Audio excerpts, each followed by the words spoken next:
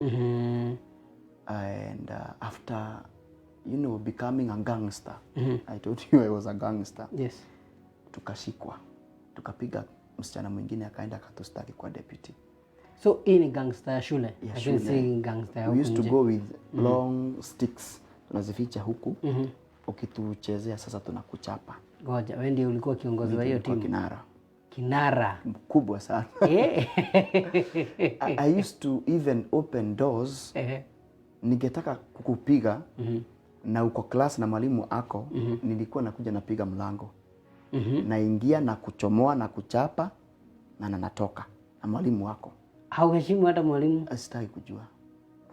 Sitaki kujua. Ulikuwa mbaya aje? Si ubaya, ni venye nimelelewa na rejection. So I have bitterness. Nataka kujiripishia. Hapana, tambua. So nilikuwa nataka ukinifanya vibaya katambe. Na hakuna kugoza. There is no waiting. Maybe ukiwait, maybe uta cool down na hutaki kukul. Hii kitu lazima itoke. Yeah. Wow. So after tumechapwa, tukashikana na mwenye tulikuwa tumechapwa na my deputy. Imagine tukaenda kwa field, tukaambia Mungu. Mungu, tumeshikwa sisi ni wakora na tumefanya mambo baya sana. Tunaomba utusamehe na kutoka leo sisi ni mapasta. Yes. Out of nowhere. Hii tukasema tu sisi ni mapasta.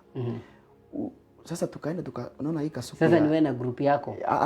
Huyo kijana sasa mwenye alikuwa deputy wangu. Oh. Tumeshikana naye. Haya, wewe ni president. Sasa nikamwambia sasa sisi tumeokoka, tutakuwa tunahubiri. Yes. Tukakata kasuku ya nini ya mafuta. The white part, we used to put it under this collar.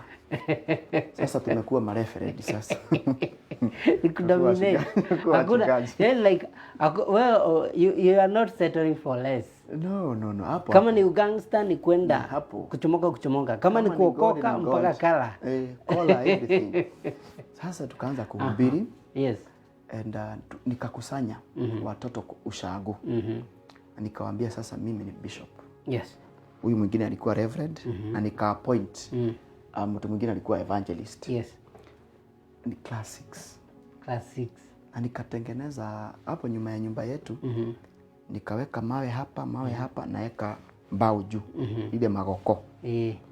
Several of them. And pulpit. Na sasa nikatengeneza pulpit. Nikamwambia sasa hii ndio church yetu. So initially I can say my first church kufungua nilikuwa class 6 without knowing. Sasa uko na deacon, uko na reverend. Wewe umeanza ukiwa bishop. Nimeanza nikiwa bishop automatically. You have a very interesting story.